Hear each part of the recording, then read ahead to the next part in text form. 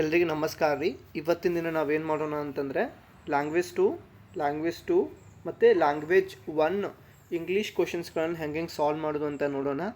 ಸಾಧ್ಯವಾದಷ್ಟು ನಾನು ಲ್ಯಾಂಗ್ವೇಜ್ 2 ಕೂಡ ಫೋಕಸ್ ಮಾಡ್ತೀನಿ ಮತ್ತು ಲ್ಯಾಂಗ್ವೇಜ್ 1 ಕೂಡ ಫೋಕಸ್ ಮಾಡ್ತೀನಿ. ಬಟ್ ಥಿಂಗ್ ಈಸ್ ಕ್ವಶನ್ಸ್ಗಳನ್ನು ನಾವು ಹೆಂಗೆ ಟ್ಯಾಕಲ್ ಮಾಡಬೇಕು ಅನ್ನೋದು ಇಂಪಾರ್ಟೆಂಟ್ ಇರ್ತದೆ ಇಲ್ಲಿ. ಅದು ಬಿಟ್ಟು ಬೇರೆ ಯಾವುದೇ ಕ್ವಶನ್ಸ್ಗಳನ್ನು ಕೂಡ ಇಷ್ಟು ಇಂಪಾರ್ಟೆಂಟ್ ಇದ್ದಾವೆ, ಇದು ಇಂಪಾರ್ಟೆಂಟ್ ಇಲ್ಲ ಅನ್ನೋದಕ್ಕಿಂತ the way we need to solve the question is very important, especially language ಒಳಗಡೆ. ನಾನು ಹೆಂಗೆ ಈಸಿಯಾಗಿ ಸಾಲ್ವ್ ಮಾಡ್ತೀನಿ ನೋಡ್ಕೋರಿ. ಈಗ ಲ್ಯಾಂಗ್ವೇಜ್ 1 ಅವ್ರಿಗೆ ಏನು 91ರಿಂದ ಸ್ಟಾರ್ಟ್ ಆಗ್ತದೆ. ಯಾವುದೇ ಒಂದು ಲ್ಯಾಂಗ್ವೇಜ್ 1 ಯಾರಾದರೂ ತೊಗೊಳ್ಳಿ, ಅವರು ಕನ್ನಡ ತೊಗೊಳ್ಳಿ ಅಥವಾ ಇಂಗ್ಲೀಷ್ ತೊಗೊಳ್ಳಿ, ಯಾರಾದರೂ ಲ್ಯಾಂಗ್ವೇಜ್ 1 ಇಂಗ್ಲೀಷ್ ತೊಗೊಂಡಿದ್ರೆ ಅವರು 91ರಿಂದ ಸ್ಟಾರ್ಟ್ ಮಾಡಬೇಕಾಗತ್ತೆ ಪ್ರಶ್ನೆಯನ್ನು. ಅದು ಲ್ಯಾಂಗ್ವೇಜ್ 1 ಪಾರ್ಟ್ 4 ಲ್ಯಾಂಗ್ವೇಜ್ 1 ಅಂತ ಇರ್ತದೆ. ನೀವಾಗ ಆಲ್ಮೋಸ್ಟ್ ಭಾಳ ಮಂದಿ ಏನು ಮಾಡಿರ್ತಾರೆ ಅಂತಂದರೆ ಲ್ಯಾಂಗ್ವೇಜ್ 2 ಇಂಗ್ಲೀಷ್ ತೊಗೊಂಡಿರ್ತಾರೆ. ಸೊ ನಿಮಗೆ ನಾನು ಲ್ಯಾಂಗ್ವೇಜ್ 2 ಸ್ಟಾರ್ಟ್ ಮಾಡ್ತೀನಿ. ಲ್ಯಾಂಗ್ವೇಜ್ 2 ಪೆಡಗಾಗಿ ಅಂದರೆ ಬೋಧನಾಶಾಸ್ತ್ರ ಪ್ರಾರಂಭ ಆಗೋದು 136ನೇ ಪ್ರಶ್ನೆಯಿಂದ 150ವರೆಗೆ ಪ್ರಶ್ನೆಗಳು ಇರ್ತಾವೆ. ಈಗ ನಾನು 136ನೇ ಪ್ರಶ್ನೆಯನ್ನು ನಿಮಗೆ ತೋರಿಸ್ತಾ ಇದ್ದೀನಿ ಸ್ಕ್ರೀನ್ ಮೇಲೆ. ದ ಸ್ಟಡಿ ಆಫ್ ದ ಏನಂದಿದ್ದಾರೆ ಅವರು, the study of the meaning okay language ಅಂತ ಕೇಳಿದ್ದಾರೆ. The study of the meaning in the language. ಈ 4 ಆಪ್ಷನ್ಸ್ಗಳನ್ನು ನಾನು ಏನು ಮಾಡ್ತೀನಿ ರೀ ಮತ್ತೆ ಎಕ್ಸ್ಪ್ಲೇನ್ ಮಾಡ್ತೀನಿ, ನೋಡ್ಕೋರಿ ಇಲ್ಲಿ. ಈಗ ನಾವು ಸ್ಟಡಿ ಆಫ್ ದ ಸಿಂಟ್ಯಾಕ್ಸ್ ಅಂತಂದರೆ ಏನು, ಒಂದು ವಾಕ್ಯಗಳ ಒಂದು ಅಧ್ಯಯನಕ್ಕೆ ನಾವೇನ್ತೀವಿ study of the sentences or the study of the ವಾಕ್ಯಗಳು ಅಂತಂದರೆ ದಟ್ ಈಸ್ ಕಾಲ್ಡ್ ಸಿಂಟ್ಯಾಕ್ಸ್ ಅಂತ ಹೇಳ್ತೀವಿ ನಾನು. ಇನ್ನು ಅದೇ ರೀತಿಯಾಗಿ the study of the meaning of the word, ಒಂದು ಪದದ ಒಂದು ಅರ್ಥವನ್ನು ಅಥವಾ ಒಂದು ವಾಕ್ಯದ ಒಂದು ಸಣ್ಣ ಅರ್ಥವನ್ನು ನಾವು ತಿಳ್ಕೊಳ್ಬೇಕಾದ್ರೆ ಅಥವಾ ಪದದ ಅರ್ಥವನ್ನು ತಿಳ್ಕೊಳ್ಬೇಕಾದ್ರೆ ಸಿಮ್ಯಾಂಟಿಕ್ಸ್. ಇಲ್ಲಿ ಎಮ್ ಅಂತಿದೆ ತಾನೆ. ಸೊ ನಾವು ಎಮ್ ಅಂತಂದರೆ ಮೀನಿಂಗ್ ಅಂತ ತಿಳ್ಕೊಂಡ್ಬಿಡ್ಬೇಕು, ಓಕೆನಾ. ಇದು ನಿಮಗೆ ಕ್ಲಿಯರ್ ಇರಬೇಕು. ಇನ್ನು ನಿಮ್ಗೆ ಇನ್ನೊಂದು ಟ್ರಿಕ್ಸ್ ಹೇಳಬೇಕಂದ್ರೆ ಸಿಂಟ್ಯಾಕ್ಸಲ್ಲಿ SYN ಅಂತ ಬಂದಿದೆ ತಾನೆ. ಎನ್ ಅಂತ ಬಂದರೆ ಸಂಟನ್. ಇಲ್ಲಿ ಕೂಡ ಮೂರನೇದಾಗಿ ಏನು ಬರುತ್ತೆ, ಸಂಟ್. ಇಲ್ಲಿ ಮೂರನೇ ಪದ ಏನು ಸೆಂಟೆನ್ಸಲ್ಲಿ ಎನ್ ಬರ್ತದ. ಇನ್ನು ಸಿಂಟ್ಯಾಕ್ಸಲ್ಲಿ ಮೂರನೇ ಪದ ಏನು ಎನ್ ಬರ್ತದ. ಸೊ ಹೀಗಾಗಿ ಎನ್ ಮತ್ತು ಎನ್ ಬಂದರೆ ಸಿಂಟ್ಯಾಕ್ಸ್ ಅಂತ ತಿಳ್ಕೊಳ್ಬೇಕು. ಈ ರೀತಿಯಾಗಿ ನಾವು ನೆನಪಿಟ್ಕೊಳ್ಬೋದು. ಇನ್ನು ಅದೇ ರೀತಿಯಾಗಿ morphology. Okay, the word morphology ಬಗ್ಗೆ ನಾನು ಹೇಳೋದಾದರೆ, the morphology means the study of the formation of the world.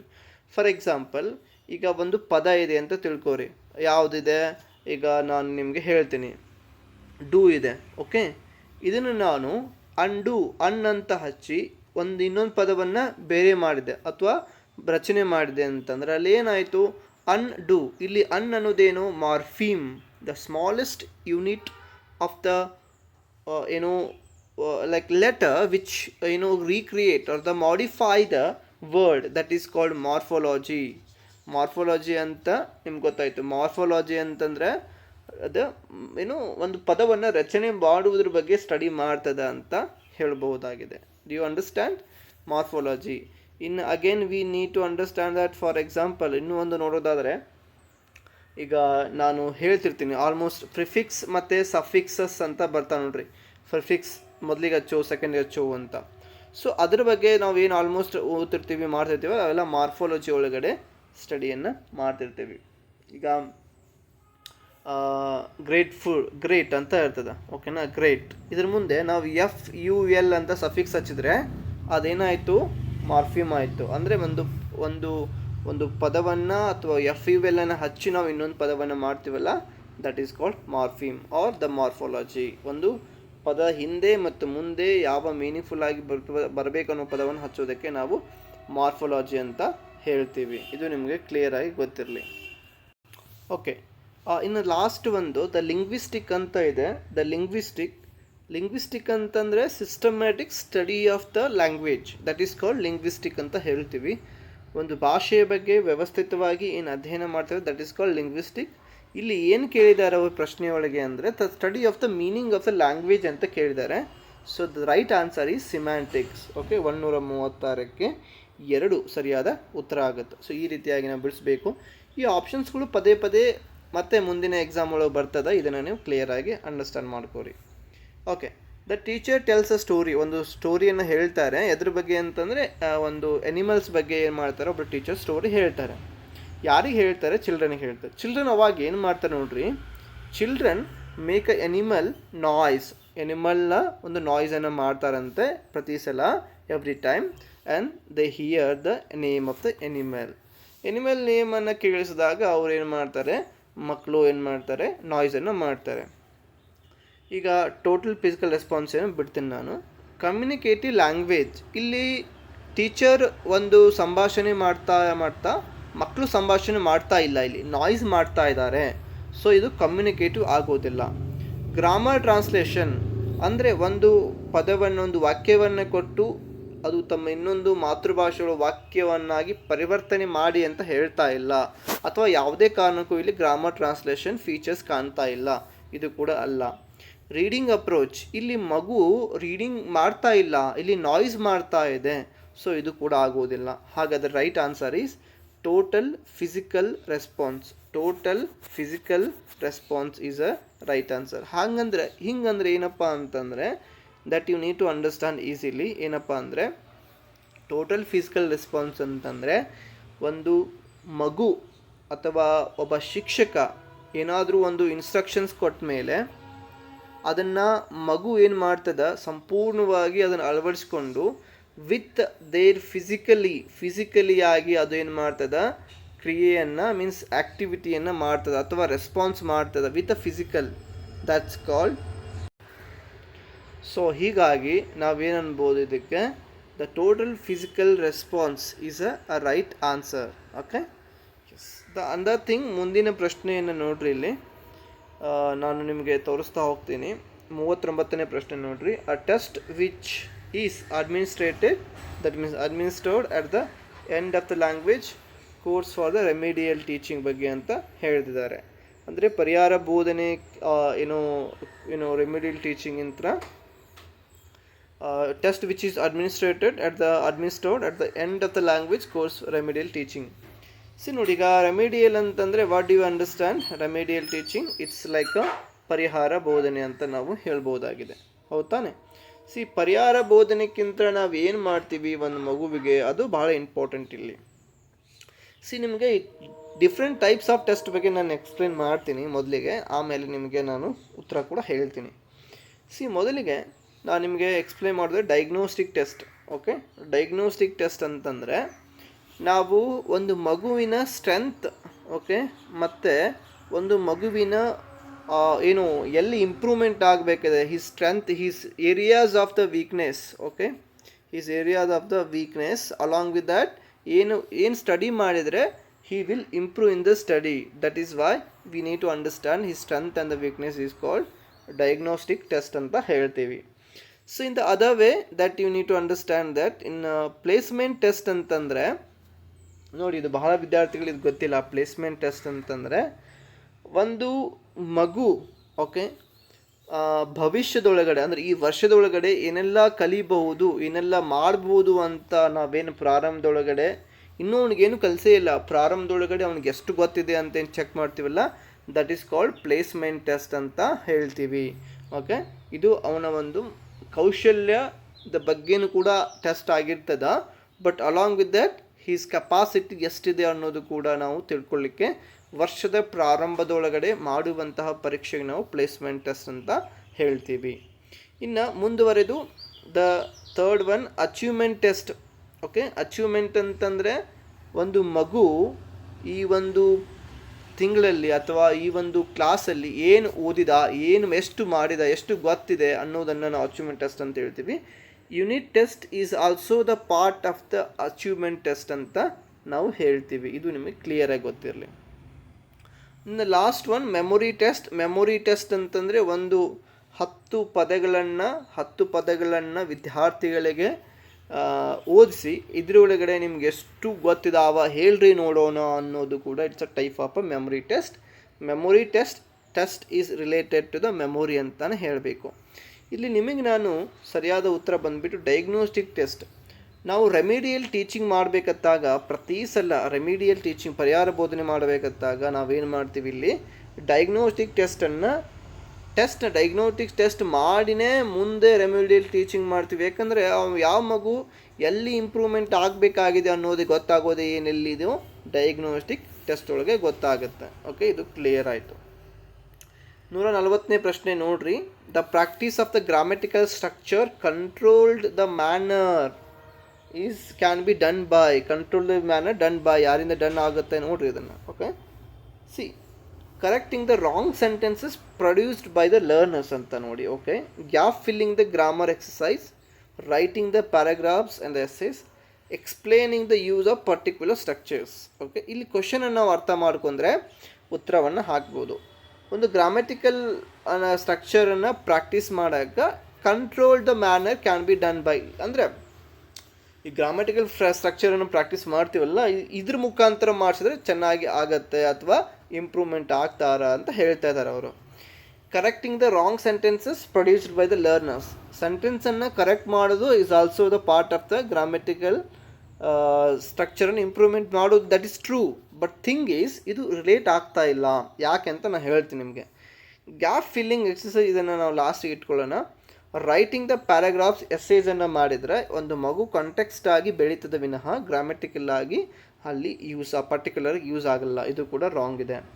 ಇನ್ನು explaining the use of particular ಸ್ಟ್ರಕ್ಚರನ್ನು ಎಕ್ಸ್ಪ್ಲೇನ್ ಮಾಡಿದರೆ ಆ ಮಗು ಪ್ರಾಕ್ಟೀಸ್ ಮಾಡೋಕ್ಕಾಗಲ್ಲ. ಸೊ ಹೀಗಾಗಿ ಅದು ಕೂಡ ರಾಂಗ್ ಇದೆ. ಯಾಕೆ ನಮಗೆ 1 ಮತ್ತು 2 ಸರಿಯಾದ ಉತ್ತರ ಅಂತ 2 ಸರಿಯಾದ ಉತ್ತರ ಆಗುತ್ತೆ, 1 ಆಗಲ್ಲ ಯಾಕೆ ಅಂದರೆ ನಾವಿಲ್ಲಿ ಕರೆಕ್ಟಿಂಗ್ ದ ರಾಂಗ್ ಸೆಂಟೆನ್ಸಸ್, ಬರೀ wrong sentences produce by learners ಅಷ್ಟೇ ಒತ್ತು ಕೊಡ್ತೀವಿ ವಿನಃ ಅಲ್ಲಿ ಪ್ರಾಕ್ಟೀಸ್ ಆಗಲ್ಲ. ಅವ್ರು ಏನು ಕೇಳಿದ್ದಾರೆ ಪ್ರಶ್ನೆ ಒಳಗಡೆ, practice of the grammatical structure ಅಂತ ಕೇಳಿದ್ದಾರೆ. ಎಲ್ಲಿ ಪ್ರಾಕ್ಟೀಸ್ ನಾವು ಇಲ್ಲಿ ನಾನು ಐ ಗೋ ಟು ಸ್ಕೂಲ್ ಅಂತಂದು ಬರೆದು ಫುಲ್ ಸ್ಟಾಪ್ ಕೊಟ್ಟು ಒಂದು ಮುಂದೆ ಡ್ಯಾಶ್ ಕೊಟ್ಟು ಮತ್ತೆ ಡ್ಯಾಶ್ ಮದರ್ಸ್ ಈಸ್ ಇಲ್ ಅಂತ ಬರಿತೇನೆ ನಾನು. ಸೊ ಇಲ್ಲಿ ಡ್ಯಾಶ್ ಏನು ಕೊಟ್ಟಿರ್ತೇನಲ್ಲ ಅದನ್ನು ಫಿಲ್ ಮಾಡೋದು it's a kind of the practice of the grammatical structure. So ಹೀಗಾಗಿ option 2 is absolutely right answer ಅಂತ ನಾನು ಹೇಳ್ತೀನಿ. ಇನ್ನು 141 ನೋಡ್ರಿ, it's a very very important, but ಇದು ಗ್ರಾಮರ್ ಆಗಿ ಸಂಬಂಧಪಟ್ಟಿದೆ. Okay, but anyways I also talk about this. It's 141. Okay, in the back ad, okay, ಹಿಂದ್ಗಡೆ the dog barked and howled at the cat is an example of. ಇದು ಎದಕ್ಕೆ example of ಅಂತ ಕೇಳ್ತಾ ಇದ್ದಾರೆ. It's absolutely it's example of ನಾವು simple ಸೆಂಟೆನ್ಸ್ಗೆ ಒಂದು example ಇದೆ. ಯಾಕೆ ಎಕ್ಸಾಂಪಲ್ ಇದೆ ಅಂತಂದರೆ ನೋಡಿ, ಫಸ್ಟ್ ಆಫ್ ಆಲ್ ಇಲ್ಲಿ ನಾವು we do not find okay full stop and another conjunction and full ಸ್ಟಾಪನ್ನು ನೋಡ್ತಾ ಇಲ್ಲ, ದ ಫಸ್ಟ್ ಥಿಂಗ್. ಮತ್ತು ಅದೇ ರೀತಿಯಾಗಿ ಈ ಕಾಂಪ್ಲೆಕ್ಸ್ ದೊಡ್ಡದಾದ ಸೆಂಟೆನ್ಸ್ ಕೂಡ 100% ಇಲ್ಲ. ಕಾಂಪ್ಲೆಕ್ಸ್ ಕಾಂಪೌಂಡ್ ಅಂತ ಇಲ್ಲವೇ ಇಲ್ಲ. Sentence fragment that is does not related to the the simple sentence. So simple ಆಗಿದೆ ಸೆಂಟೆನ್ಸ್. ಏನಪ್ಪ ಅಂತಂದರೆ ಮನೆ ಹಿಂದ್ಗಡೆ the dog barked and howled at the cat ಅಂತ. ಸೊ ಸಿಂಪಲ್ ಇದೆ. So that we need to understand that ಒಂದೇ ಒಂದು full ಸ್ಟಾಪಲ್ಲಿ ಮುಗಿದ್ಬಿಟ್ಟಿದೆ. ಆ್ಯಂಡ್ ದೆನ್ ಇವನ್ ಅವರು ಡಬಲ್ ಇನ್ವರ್ಟೆಡ್ ಕಾಮಾ ಮುಖಾಂತರವಾಗಿ ಒಂದೇ ಅಂತ ತೋರಿಸ್ತಾ ಇದ್ದಾರೆ. It's simple sentences is a right answer. Okay, yes. In the other way that we need to understand that ನೋಡಿರಿ, methods, types of the methods very very important ಇದಾವೆ. ಇದನ್ನು ಸ್ವಲ್ಪ ನೋಡ್ಕೊಂಡು ನೀವು ನೋಡಿರಿ. ಈಗ ಫಾರ್ ಎಕ್ಸಾಂಪಲ್ 143 ನೋಡಿರಿ. 143ನಲ್ಲಿ which one of the following is statement is true ಅಂತ ಹೇಳಿದ್ದಾರೆ. ಯಾವುದು ಸತ್ಯವಾಗಿದೆ ಅಂತ ಕೇಳಿದರೆ ನಮಗೆ 3 ಏನಿರ್ತವೆ ತಪ್ಪಾಗಿದ್ದು ಇರ್ತವೆ. ಇದನ್ನು ನೀವು ಕ್ಲಿಯರಾಗಿ ಗೊತ್ತಿರಬೇಕು. ಓಕೆ, ಇದ್ರ ಬಗ್ಗೆ ನಾನು ಹಿಂದೆ ದಿನ ಮಾತಾಡಿದೆ. All formative task are meant for assessment. All formative task ಅಸೆಸ್ಮೆಂಟಿಗೆ ಇರ್ತದನ ಇಲ್ಲ ತಾನೇ? ಸೊ ಇದು ಅಬ್ಸಲ್ಯೂಟ್ಲಿ ಆಲ್ ಅನ್ನೋದು ಕೂಡ ತಪ್ಪಿದೆ. ಓಕೆ, 143 ಬಗ್ಗೆ ನಾವು ಮಾತಾಡ್ತಾ ಇದ್ದೇವೆ. Yes, assignments need to be given as a class work and followed by a homework every day provided variety of the practice. Okay, assignments need to be given as a class work. Nodri, is given as a class work followed by the homework anta every day to provide the variety of practice. Okay, idanna hange itkolana. Last nodona idana in confusions irodu. Formative assessment to be effective must be conducted only. ನೋಡ್ರಿ, ಈಗ only ಅನ್ನೋ ಪದ ಬಂದರೆ ಇದನ್ನು absolutely wrong ಇದೆ. ನಮಗೆ 3 ತಪ್ಪಾಗಿದ್ದು ಹುಡುಕಬೇಕಾಗಿದೆ. While formative assessment task are meant to be improving the teaching learning. ಹೌದು. Some are use to be assessment to. ಹೌದು, ಸರಿ ಇದೆ. ಬಟ್ ಸೆಕೆಂಡ್ ಆಪ್ಷನ್ಸನ್ನು ಇನ್ನೊಂದ್ಸಲ ನಾನು ಓದ್ತೀನಿ, ಯಾಕೋ ನನಗೆ ಡೌಟ್ ಬರ್ತಾ ಇದೆ. Assignments need to be given as a class work ಆಗಿ ಅಸೈನ್ಮೆಂಟ್ ಕೊಡಬೇಕಾ?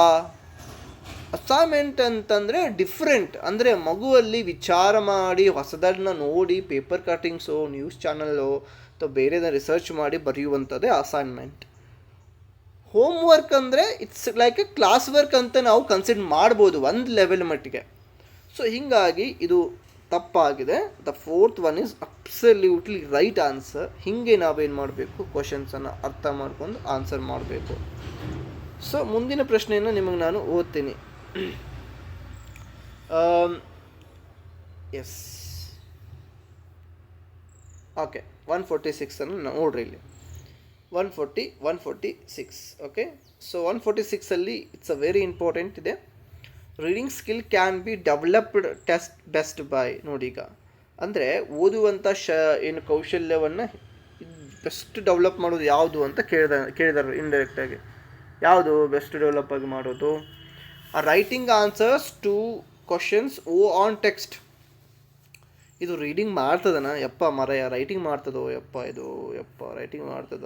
ಕ್ವಶನ್ಸನ್ನು ನಾವು ಅರ್ಥ ಮಾಡ್ಕೊಂಡು ಸರಿಯಾಗಿ ಆನ್ಸರ್ ಮಾಡ್ಬೋದು. ಎಸ್. ನೆಕ್ಸ್ಟ್, ಇದು ಕೂಡ ತಪ್ಪಿದೆ. Focus on the use of words from the context and text. Okay, ಇದನ್ನು ಬಿಡೋಣ. Doing vocabulary exercise. Okay, vocabulary exercise ಮಾಡೋದಂತ ನೋಡಿರಿ. ವೆಕಾಬ್ಲರಿ ಎಕ್ಸಸೈಸ್ ಮಾಡೋದಕ್ಕೂ ರೀಡಿಂಗ್ ಏನಿದೆ, ಇದು ಕೂಡ absolutely the wrong. Okay, next second one ನೋಡಿರಿ. Doing the quizzes playing the word games. Quiz ಮಾಡೋದಂತ ಮತ್ತು ವರ್ಡ್ ಗೇಮ್ಸನ್ನು ಪ್ಲೇ ಮಾಡೋದಂತ. ಓಕೆ, ಇದು ಏನು ಸಂಬಂಧಪಟ್ಟಿಲ್ಲ. ಇಲ್ಲಿ ನೋಡಿ, ಒಂದೇದಂತೂ ಆಗೋದಿಲ್ಲ. Okay, option 1 is absolutely wrong ಇದೆ. ಡೂಯಿಂಗ್ ವೆಕಾಬ್ಲರಿ ಎಕ್ಸಸೈಸ್ ಮಾಡೋದ್ರ ಮುಖಾಂತರ ನಾವು ವೆಕಾಬ್ಲರಿನ ಬಿಲ್ಡ್ ಮಾಡ್ಬೋದು, ಲ್ಯಾಂಗ್ವೇಜನ್ನು ಇಂಪ್ರೂವ್ ಮಾಡ್ಬೋದು ವಿನಃ. ಓಕೆ, ಬಟ್ ಆದರೆ ರೀಡಿಂಗನ್ನು ಮಾಡಲಿಕ್ಕೆ ಆಗೋದಿಲ್ಲ. ಸೊ ಅದಕ್ಕೆ ನಾವು ಏನು ಮಾಡ್ಬೋದು, that we need to understand that doing quizzes and playing word games, it's not related. The thing is focusing on the use of words from the context in the text ಅಂತ ಹೇಳ್ಬೋದು. So that's why the 146ಗೆ ನಾವು ಸರಿಯಾದ ಉತ್ತರ 2 ಅಂತ ನೋಡ್ಬೋದು. Okay, so ಇವತ್ತಿನ ವಿಡಿಯೋದೊಳಗೆ ಇದಾಗಿತ್ತು. ನಾನು ಸರಿಯಾಗಿ ಎಕ್ಸ್ಪ್ಲೈನ್ ಮಾಡಿದ್ದೀನಿ. ನಾನು ಈ ರೀತಿಯಾಗಿ ಪ್ರಶ್ನೆಗಳನ್ನು ಬಿಡಿಸ್ತೀನಿ. ಆದರೆ ಇಲ್ಲಿ ನಾನು ಬಿಡಿಸುವಂಥ ಪ್ರಶ್ನೆಗಳು ಒಂದೊಂದು ಸಲ ಏನಾಗಿರ್ತಾವೆ ಅಂತಂದರೆ ಸಮಯ ಜಾಸ್ತಿ ತೆಗೆದುಕೊಂಡಿರ್ತಾವೆ ನಿಮ್ಗೆ ಅರ್ಥ ಮಾಡ್ಸೋಕ್ಕೆ ಹೋಗಿ. ಬಟ್ ನೀವೇನು ಮಾಡಬೇಕು, ಎವ್ರಿ ಡೇ ಒಂದಿಷ್ಟು ಪ್ರಶ್ನೆಗಳನ್ನು ಬಿಡಿಸ್ಬೇಕು.